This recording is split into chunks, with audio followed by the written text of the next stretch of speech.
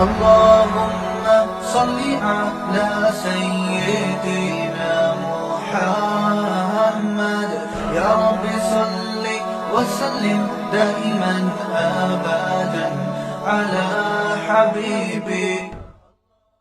پرانے زمانے کی ٹرینوں پہ ایک ڈرامہ آتا تھا 50-50. ڈراموں کی باتیں کرنی نہیں چاہیے لیکن وہ بڑا سیدھا سادہ سا ڈرامہ ہوتا تھا, بچپن میں ہم دیکھا کرتے تھے. اس میں دکھایا, پہلے کی ٹرینوں کا تو پتہ ہے نا آپ کو کیا ہوتا تھا, اب تک 2-4 سال پہلے تک بھی یہی حال تھا. تو اس میں دکھایا کہ لاہور میں بچے نیکریں پہن کے چڑھے ہیں, کراچی جا رہے ہیں اسکول کی چھٹیاں گزارنے کے لیے نا, نیکریں پہن کے. لاہور میں کوئی ٹرین ہوگی, کوئی علامہ اقبال ایکسپریس یا کوئی, وہ تو میرے خیال چلتی ہے لاہور سے کراچی. بہرحال میں ایک دفعہ تیز گام میں بیٹھ گیا تھا, اللہ کی پناہ, اور فیملی میرے ساتھ تھی. کراچی سے پنڈی جا رہے تھے ہم. اتنی ٹینشن ہو گئی, پورا سورج غروب ہوتے ہوئے دیکھا, طلوع ہوتے ہوئے دیکھا, دوبارہ غروب ہوتے ہوئے دیکھا ہم نے ٹرین میں. دل چاہ رہا تھا کھڑکیوں سے چھلانگے نکال کے باہر نکل جائیں, بھائی پہنچا دو, اللہ کا واسطہ پہنچا دو یار. تھک جاتا ہے آدمی وہ سیٹیں دیکھ دیکھ کے نا. تو لاہور سے چڑھے چڑیاں پہن کے بچے, انٹرویو لینے والے نے ان سے انٹرویو لیا کہ آپ کہاں جا رہے ہو. بچے اچھل رہے ہیں, ہم کراچی جا رہے ہیں چھٹیاں منانے. ٹرینیں لیٹ ہوتی تھیں, بہت گھنٹوں گھنٹوں کھڑی رہتی تھیں, دن بھی گزر جاتے تھے. بتایا کہ جب وہ کراچی پہنچے ہیں, اچھا بچوں نے پینٹیں پہنی ہوئی تھیں, سوری پینٹیں. کراچی پہنچے ہیں تو پینٹیں چڑیاں بن چکی تھیں, بچے بڑے ہو گئے تھے.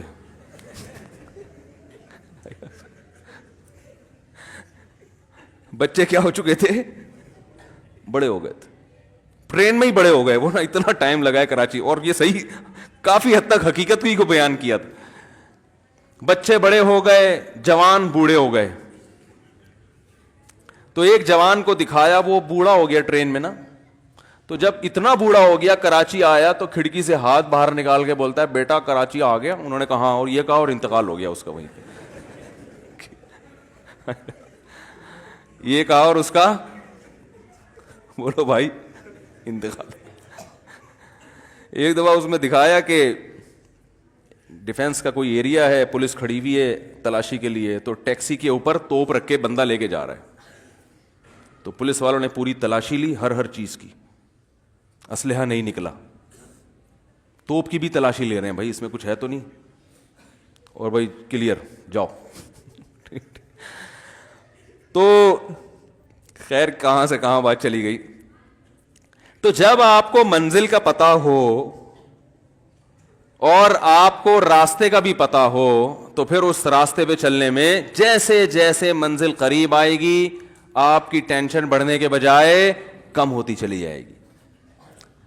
تو آپ صلی اللہ علیہ وسلم نے فرمایا ذاق طعم الایمان من رضی باللہ ربا. رب پہ راضی ہو جاؤ. اے اللہ, راضی ہونے کے 2 مطلب, ایک تو خوش ہو, دوسرا یہ کہ اپنے آپ کو حوالے کر دے کہ اب میں آپ پہ راضی ہوں, مجھے کسی اور کی ضرورت نہیں ہے. بس نہ معاشرے سے پوچھوں گا کیا کرنا ہے بھائی, نہ باپ سے پوچھوں گا, نہ ماں سے پوچھوں گا, نہ باس سے پوچھوں گا. لائف اسٹائل میرا وہ ہوگا جو اللہ بتائے گا. جہاں اللہ نے کہا والدین کی مانو وہاں مانوں گا, جہاں اللہ نے کہا نہیں مانو وہاں والدین بھی دوسرے نمبر پہ. جہاں اللہ نے کہا باس کی مانو وہاں مانوں گا, جہاں اللہ نے منع کر دیا باس پھر میرا باس نہیں, پہلے اللہ. جس خواہش کو پورا کرنے کی اجازت اللہ نے دے دی اس خواہش کو پورا کروں گا, جس کی اجازت اللہ نے نہیں دی نہیں ہو سکتا. زندگی سے ہم تو کنفیوز ہوتے ہیں نا, اس سے ٹینشن ہوتی ہے کہ یہ کر کے دیکھ لو, یہ گناہ بھی کر کے دیکھ لو, بعد میں توبہ کر لیں گے, ٹرائی کرنے میں کیا جا رہا ہے. زندگی پھر نہ ادھر کے نہ ادھر. گناہوں میں ایک وقتی لذت ہے, وہ بھی پوری طرح حاصل نہیں ہوگی کیونکہ ڈر لگا رہے گا. اور حقیقت میں تو گناہ میں ٹینشن ہے نا, وہ وقتی لذت کے بعد تو ٹینشن ہے, کیونکہ منزل آپ کو پتہ بھی یہ راستہ ہے کہ ادھر جا ہی نہیں رہے آپ. تو وہ تو جیسے جیسے وقت ختم ہوگا عمر بڑھتی چلی جائے گی, آپ کی ٹینشن میں اضافہ ہوتا چلا جائے گا.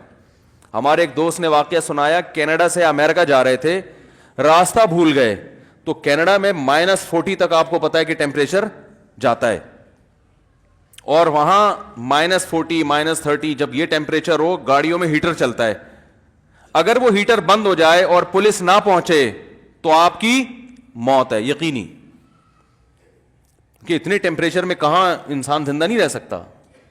تو وہ بتا رہے ہیں ہم کینیڈا سے امریکہ جا رہے ہیں, راستہ بھٹک گیا, گوگل میپ نے کام کرنا چھوڑ دیا, چاروں طرف برف کے پہاڑ, اور اب گاڑی جو ہے نا کتنی دیر تک اس کا پیٹرول کام دے گا بھائی, وہ تو پیٹرول بھی ختم ہوگا, اور بالآخر ایک وقت ہیٹر آ کے بند ہو جائے گا.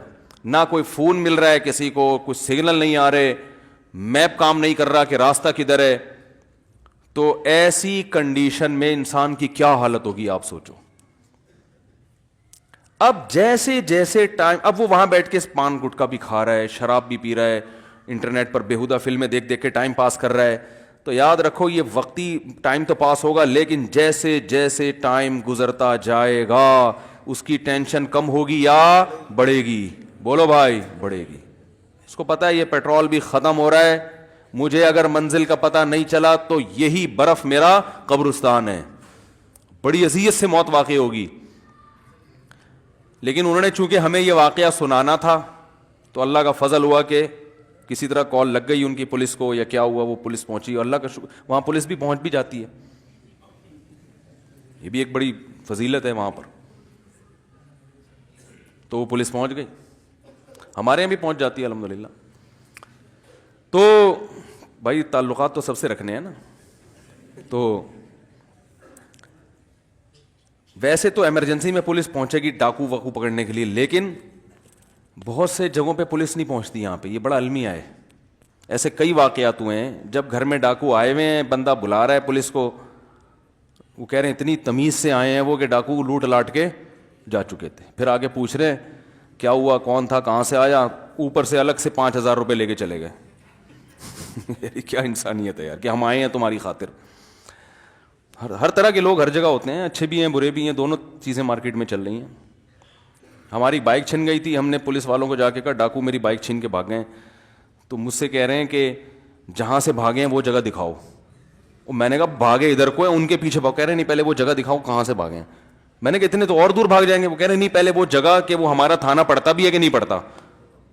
تو میں نے وہ جگہ دکھائی, انہوں نے کہا ہمارا ایریا نہیں ہے, دوسرے تھانے. تیسرے تھانے میں جا کے میں نے جب رپورٹ کرائی ہے تو وہ پھر میرے ساتھ, وہ بھی پہلے وہ جگہ دیکھنے گئے ہیں. میں کہہ رہا ہوں یار ادھر بھاگے ادھر کے ہیں, وہ کہہ رہے نہیں ادھر سے, اس چوک سے لے کر ادھر بھاگے, لیکن جدھر سے پکڑا ہے وہاں لے کے جا رہے ہیں.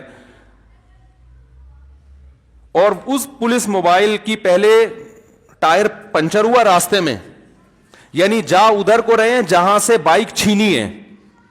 تو میں موبائل میں بیٹھا پولیس کے ساتھ, کہہ رہے ہیں پہلے اس جگہ وہ جگہ دکھاؤ کہاں سے چھینی ہے. اس جگہ جاتے ہوئے راستے میں ٹائر پنچر. پھر وہ پورا ٹائر چینج کیا انہوں نے. اس کے بعد پھر خراما چلیں جیسے دلہن رخصتی کے وقت پہلے زمانے میں جاتی تھی نا, بڑے آرام سے, کہ کہیں پاؤں میں کوئی ورم نہ آ جائے, کوئی کانٹا نہ لگ جائے. پہلے زمانے کی اس لیے بات کر رہا ہوں کہ آج تو بسا اوقات پہلے پہنچی ہوئی ہوتی ہے, پھر ابا کو بتا دیتی ہے ابا آپ نے نکاح پڑھانا ہے تو بتا دو. ٹھیک ہے. تو اب خراما جا رہے ہیں. وہاں پہنچنے کے بعد پھر مجھے کہا آپ بتاؤ کدھر کو لے کے بھاگے ہیں. میں نے کہا آپ کی بڑا احسان ہے آپ کا اس امت مسلمہ پر اور میرے جیسے حقیر فقیر پر, کہ اب آپ اس طرف بھاگ رہے ہیں. آپ نے تسلیم کر لیا کہ آپ کا تھانہ ہے یا آپ کے ایریا ہے. تو پھر میں بیٹھا, تو پھر وہ ادھر کو گئے. تو اللہ کا فضل تھا, اس میں کچھ ایسے لاک واک لگے ہوئے تھے کہ وہ ڈاکو چھوڑ کے انہوں نے کوشش, ان کو 35 منٹ ملے تھے بائک دوبارہ اسٹارٹ کرنے کے لیے. چور لاک تو دائیں بائیں بھی ہو جاتا ہے نا. 35 منٹ, 1 to 5 تھی 0 میٹر, 35 منٹ ان کو ملے تھے بائک دوبارہ اسٹارٹ, بولو بھائی, کرنے کے لیے. لیکن ہماری قسمت اچھی تھی, 35 منٹ میں ان سے وہ چور لاک کھلا نہیں. تو ساری تاریں واریں انہوں نے توڑ دی تھیں. تو خیر ہم جب وہاں پہنچے تو ہمیں بائک مل گئی. تو اب رات بہت لیٹ ہو گیا تھا, تو دیر ہو گئی تھی, تو میں نے وہ بائک تھانے میں ہی کھڑی کر دی. میں نے کہا صبح آگے لے جاؤں گا اب میں. تو انہوں نے کہا ٹھیک ہے بھائی صبح آگے لے جائیں.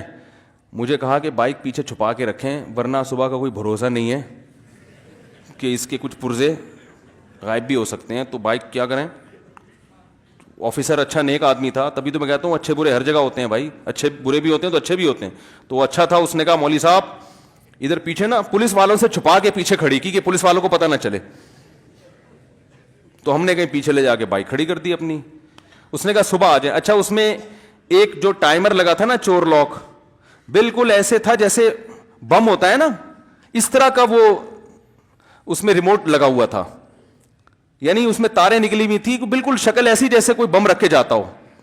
تو وہ مجھ سے کیا ہوا کہ وہیں تھانے میں درخت کے نیچے میرے ہاتھ سے کہیں گر گیا اور وہیں رہ گیا. اب میں چلا گیا تو مجھے خیال آیا یار اسے کوئی تھانے والے کچھ غلط چیز نہ سمجھ رہے ہوں, بم نہ سمجھ رہے ہوں کہ یار یہ ٹائمر لگا ہوا ہے کیا ہے, وہ اس کی شکل ایسے ہی تھی. تو میں نے کہا یہ مسئلہ نہ ہو جائے, تو میں صبح فوراً آیا نا, اب ڈیوٹی چینج ہو چکی تھی. میں نے کہا میں آؤں گا تو مجھے تلاشی لیں گے, مجھ سے پوچھیں گے مولوی صاحب کہاں جا رہے ہو, کیا ہوا پورا واقعہ, پھر میں بتاؤں گا یہ رکھا ہوا تھا, تو انکوائری ہوگی یہ کون رکھے گیا بھائی, یہ تم تو نہیں رکھے گئے, بم تو نہیں ہے کہیں یہ. تو پھر میں بتاؤں گا نہیں اصل میں رات بائک چوری ہوئی تھی, یہ تھا وہ تھا. تو میں آ رہا ہوں, مجھ سے کوئی پوچھ ہی نہیں رہا. 2 آدمی پولیس والے وہیں کھڑے ہوئے ہیں, درخت کے نیچے وہ بم ٹائپ کی چیز رکھی ہوئی ہے. میں گیا آرام سے اٹھا کے لے آیا, کسی نے مجھ سے نہیں پوچھا. میں نے کہا یار سیکیورٹی کا یہ عالم ہے کہ بم رکھ کے جاؤ, نہیں پھٹے تو واپس لے آؤ.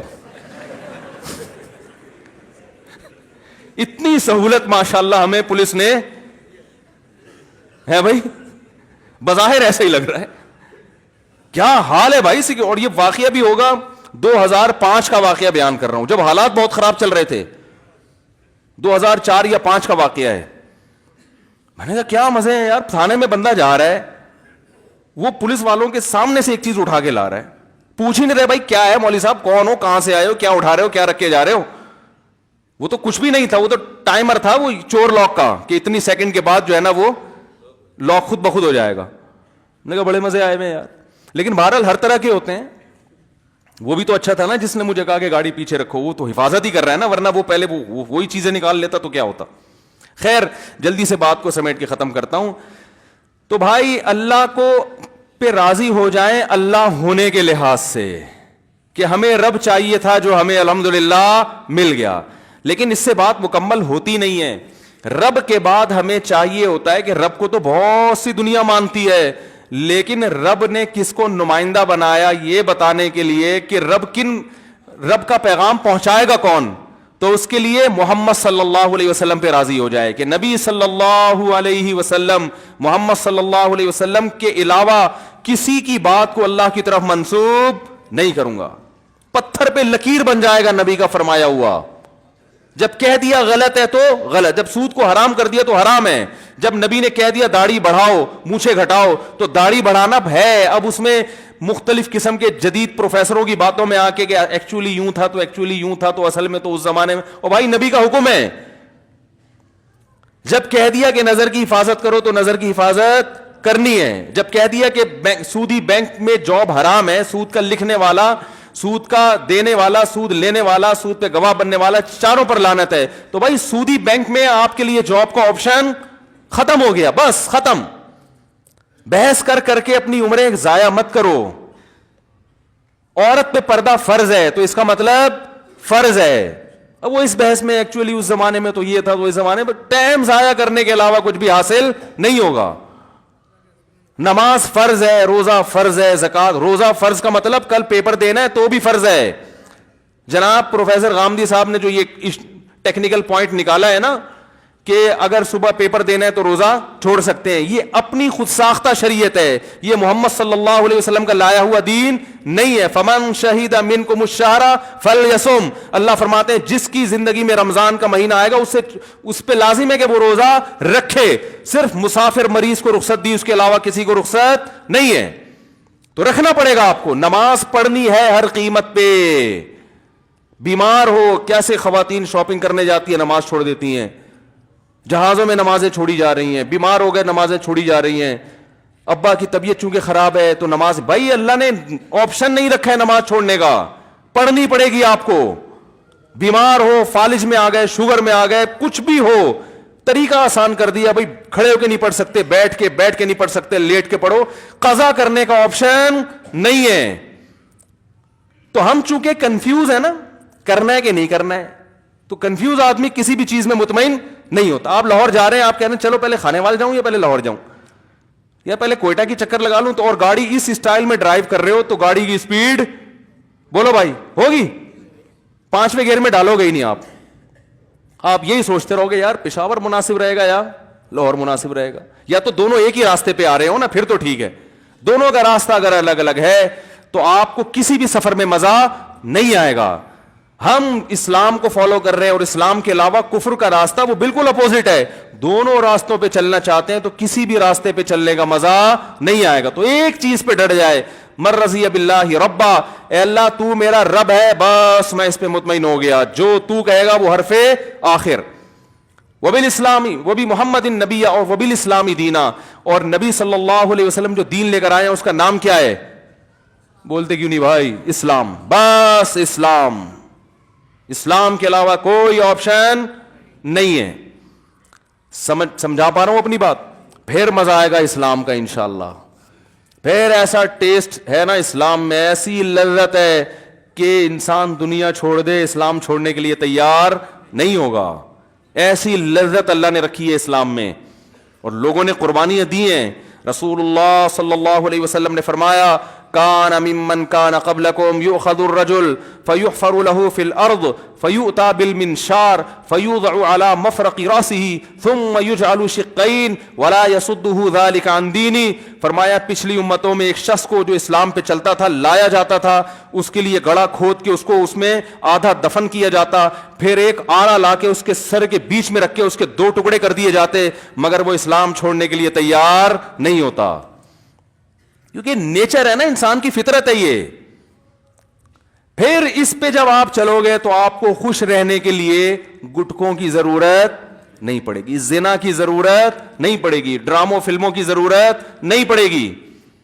آپ کہہ سکتے ہو ہم تو نماز پڑھتے ہیں مزہ نہیں آ رہا. بھائی پہلے عادت تو ٹیسٹ گین کرنا پڑتا ہے نا. دیکھو یہ جب کمپنیاں نئی نئی پروڈکٹ جب ان کی مارکیٹ میں آتی ہیں تو لوگوں کو اس کا عادی بنانے کے لیے فری میں بانٹتی ہیں. کہتے ہیں نا تھوڑا ٹیسٹ گین ہونے دو. کتنی لذیذ چیز ہو, پہلی دفعہ لذیذ نہیں لگتی انسان کو. وجہ اس کی ہے کہ اپنی عادت خراب کر دی اس نے. شہد مزے کی چیز ہے, اچھا لگتا ہے آج کل بچوں کو. چاکلیٹوں میں زیادہ مزہ ہے, شہد پلاؤ مزہ ہی نہیں آئے گا. پی جائیں گے. دیسی گھی پلاؤ, حالانکہ لذت کس میں ہے؟ او بھائی دیسی گھی میں. ہمیشہ سے کھاتے آ رہے لوگ, مرتے ہیں دیسی گھی پہ, ملتا نہیں. دودھ میں لذت ہے, وہ نہیں پئیں گے, چائے پئیں گے اس کی جگہ. تو آپ نے اپنا ٹیسٹ چونکہ خراب کر دیا ہے تو کچھ دن ٹیسٹ گین, بولتا کیوں نہیں یار کیا ہو گیا, کرنا پڑے گا. کچھ تھوڑا سا عادت ڈالنی پڑے گی, پھر مزہ آئے گا.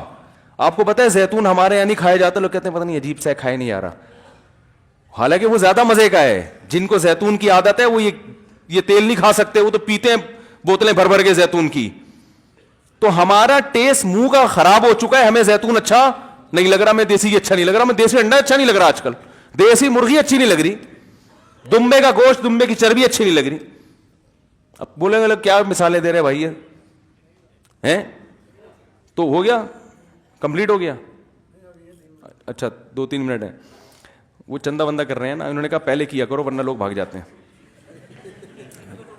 ہاں سنو تو نیت بات. تو ٹیسٹ گین کرنا پڑتا ہے. کسی بھنگی کو پہلی دفعہ نہلاؤ وہ بے ہوش ہو جائے گا کہ یار یہ کیا, میں صاف ستھرا کیوں ہو گیا ہے, یہ کیا ہو گیا, یہ بدبو ہی نہیں آ رہی. اور بھائی کچھ دن نہا دھو کے سفید کپڑے خوشبو لگا کے اس کو گن پوائنٹ پہ اس کو سروس کروانی پڑے گی تھوڑے دنوں تک. اس کے بعد اس کو اس میں اتنا مزہ آئے گا, وہ کہے گا یار اس گوبر میں تو بدبو تھی, مزہ تھوڑی تھا. تو کچھ تبلیغ والے چلہ لگواتے ہیں جماعت میں کہ 40 دن انسان کسی چیز کو پراپر کرتا ہے تو اس کی عادت پڑ جاتی ہے. اس لیے کہتے ہیں بھائی تبلیغ میں نکل کے چلہ تو لگاؤ نا. اب بہت سے لوگ کہتے ہیں وہ چلہ لگایا وہ بھی انسان کا بچہ نہیں ہے. تو بھائی وہ 40 سال اس نے گند میں گزار دیے تو چلے کا وہ اثر ہوا نہیں اس کے اوپر. اس کا یہ مطلب نہیں کہ چلے کی اہمیت کم ہے, اس نے تو کچھ نہ کچھ سیٹنگ کی ہے, لیکن وہ بھی ایک حد تک کر سکتے ہیں نا. تو اس کے لیے پھر کہتے ہیں بھائی 4 مہینے لگا لو, 3 چلے لگاؤ, تمہارا ایک چلے سے سیٹنگ پہ آنے والے نہیں ہو. پھر اس میں اس پر بھی مدار ہوتا ہے کہ چلہ کن لوگوں کے ساتھ لگا رہے ہیں. اگر جن کے ساتھ لگا رہے ہیں وہ سارے ایک ہی جیسے ہیں تو وہ چلہ وہ 4 مہینے بھی لگا لو گے تو وہ فائدہ نہیں ہوگا. صحبت کن لوگوں کی ہے؟ ایسے لوگوں کے ساتھ جو نیک ہیں, عبادت گزار ہیں, راتوں کو اللہ سے اٹھ کے مانگنے والے ہیں, اپنے وقت کو ضائع نہیں کرتے, ان کے ساتھ سہروزہ لگاؤ گے تو وہ عام آدمی کے ساتھ چلے کے برابر. تبھی تو صحبت کی بڑی اہمیت اسلام میں ہے. صحابہ صحابی کیوں بنے؟ نبی کی صحبت اٹھائی ہے. علم تو بہت سے تابعین کے پاس صحابہ سے زیادہ تھا. بعض تابعین اتنے بڑے عالم گزرے کہ صحابہ بھی ان کی مجلس میں بیٹھا کرتے تھے, لیکن درجہ کس کا زیادہ ہے؟ کیونکہ بھائی صحبت نبی کی اٹھائی ہے. تابعین کا درجہ زیادہ ہے یا آج کسی عالم کا؟ بہت سے تابعین عالم نہیں تھے, مقام بڑا ہوں کیونکہ انہوں نے کس کی صحبت اٹھائی؟ صحابہ کی. تو اہل اللہ میں کس کی صحبت میں؟ آپ تبلیغ میں وقت نہیں لگا سکتے, کسی خانقاہ میں کسی اللہ والے کے پاس جا کے بیٹھ جاؤ, کچھ ٹائم ان کے ساتھ گزارو گے تو پھر آہستہ آہستہ انشاءاللہ ٹیسٹ گین ہونا شروع ہو جائے گا. سمجھ میں آیا؟ تو یہ ہے اسلام کی لذت اور اسلام کا ذائقہ. پھر اسلام سے پیچھے ہٹنا آسان نہیں ہوگا انشاءاللہ. اور اگر کبھی غلطی ہو جائے تو توبہ کا دروازہ کھلا ہے, بعض دفعہ غلطی بھی ہو جاتی ہے انسان سے.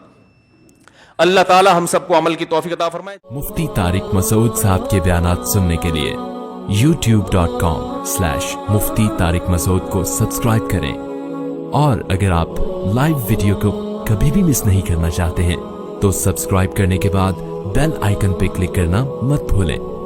جزاک اللہ.